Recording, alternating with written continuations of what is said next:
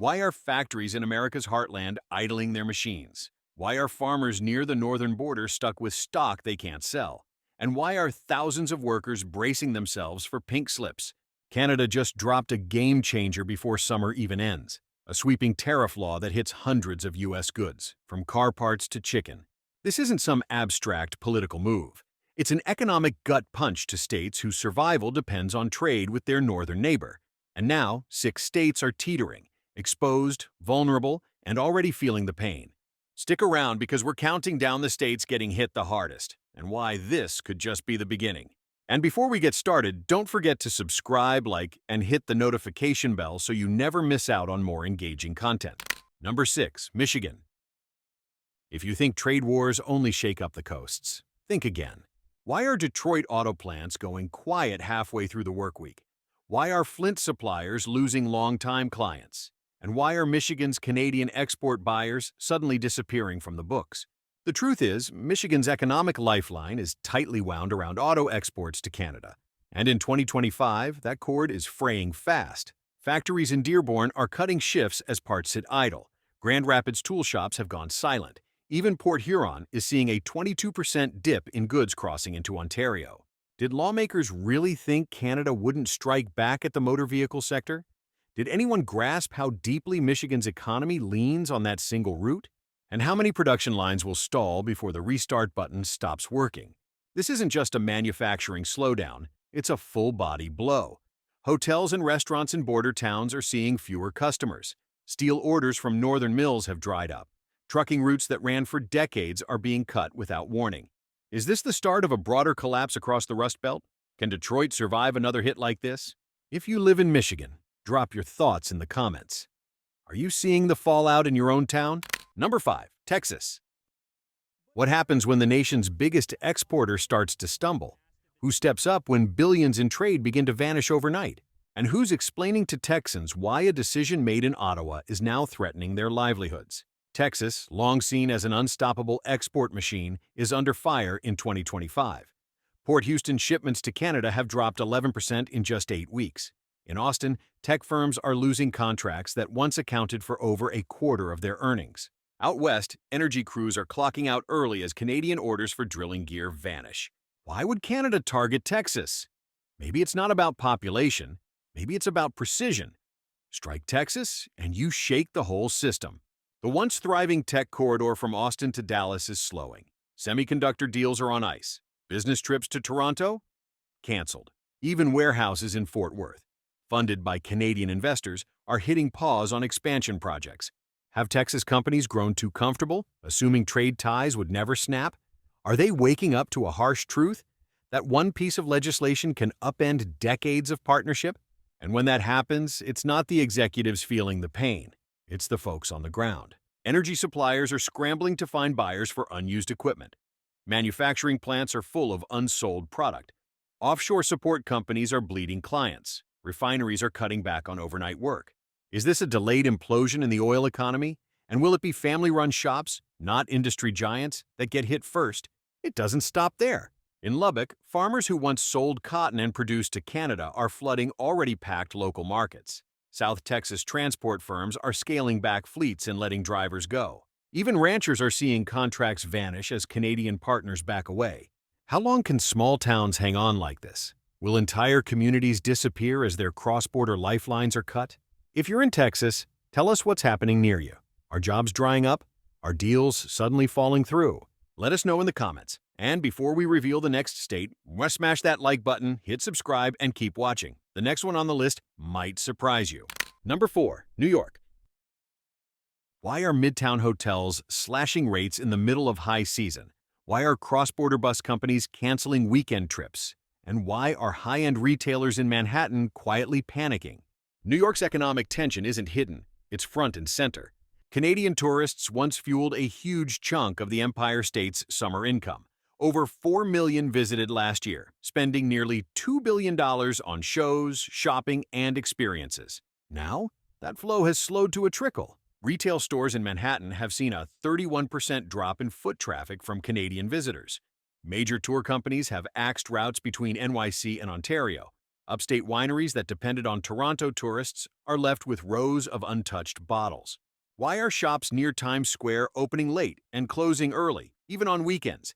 Who fills the seats at ball games and matinees when Canadian fans stay home? In just one summer, New York's booming tourism industry has started to buckle.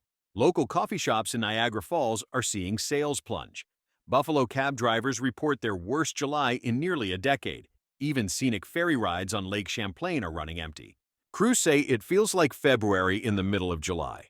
How do you survive when your core customer base vanishes overnight? Retailers are already reacting. Soho and Fifth Avenue are slashing hours. High-end boutiques are discounting by nearly half just to move inventory. Canadian credit card transactions have dropped 50% since spring. Why are chains that weathered the pandemic now facing shuttered storefronts? What will this mean for landlords and investors who depend on stable tenants? Even Broadway's under threat. Flagship theaters are watching ticket sales evaporate as Canadian travel groups cancel plans. Some companies are considering scrapping weekday performances. Gift shop sales are flat. Street performers say it's the quietest they've seen in years. How long until the lights start going dark again in New York's theater scene? And don't forget upstate. Farmers who exported maple syrup and artisan goods to Canada are struggling to find local buyers. Adirondack lodges are slashing prices, yet still can't fill their rooms. Tour boats on Lake George are seeing record low turnout. Families are cutting back on summer events. Festivals, school programs, even county fairs are being scaled down or canceled outright. Number 3. Missouri. How does a state far from the border get caught in a trade crossfire? Why are aerospace orders in Kansas City vanishing overnight? Why are farmers scrambling to find replacement parts during harvest? Missouri's pain may not make headlines, but it's real and growing. The state ships billions in goods to Canada, from machinery and planes to fertilizer and livestock. Now, with steep Canadian tariffs in play, that stream is drying up. Factories in St. Louis are slowing production. Farm suppliers can't deliver critical equipment. Aerospace shops in Springfield are being told not to expect follow-up orders. How do small manufacturers survive when their main clients suddenly disappear? Who buys the product when trucks stop showing up? On the agricultural side, things are equally grim. Missouri farmers once sold millions in machinery and crops to Canadian buyers. Now, tractors sit idle, waiting for parts that aren't coming. Co-ops that used to be summer profit engines are barely staying afloat. Families are pulling kids from summer camps to save money. Equipment rental businesses are on the verge of collapse in some counties. Aviation is reeling too. Kansas City was a quiet but crucial hub for aircraft parts, many of which were sent north. Now, orders are being pulled. Some plants are trimming hours, others are offering early retirements. Machine shops are taking any job they can get just to keep the doors open. And the trucking industry? Bleeding out. Freight companies that once hauled shipments to Ontario and Quebec are seeing trips canceled. Logistics hubs are half full. Truckers are sitting idle, waiting for work that might not come back. One dispatcher described it as a freeway going quiet. How many lost paychecks will it take before Missouri hits a breaking point? Construction linked to Canadian investment is on pause. Businesses are seeing shrinking orders, tighter credit, and spooked investors. It might not be as loud as in other states, but make no mistake, Missouri is bleeding out. Seeing signs of this where you are? Tell us in the comments. And don't go anywhere. We've still got 2 more states, and the next one might shock you. Number 2, Kentucky. Why are bourbon warehouses turning off the lights? Why are auto plants in neutral half the week? Why are shipping hubs halting growth for the first time in over a decade? Kentucky is in trouble, and fast. 3 industries define its trade ties with Canada: cars, cargo, and bourbon. And right now, all 3 are faltering. Shift cancellations are sweeping across towns like Georgetown and Bowling Green. Distilleries in Bardstown have halted international shipments thanks to Canada's new tariffs on U.S. spirits. And a major logistics center in Louisville has frozen its expansion plan, a move it hasn't made since the 2000s. How much strain can this system take before it snaps? Auto factories that used to run full weeks are down to 4-day schedules.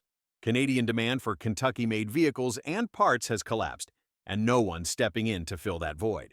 Parking lots meant for outgoing shipments are full and still growing. How long until those lots become graveyards for lost revenue? And bourbon, the pride of Kentucky, is now a liability. For years, Canadian partnerships helped move that iconic drink across the provinces. Now, with a 25% tariff wall, those channels are crumbling. Bourbon once bound for Canadian shelves is aging in barrels, untouched. Distilleries are slashing budgets and freezing partnerships. How do small producers stay afloat when shipping abroad becomes too expensive?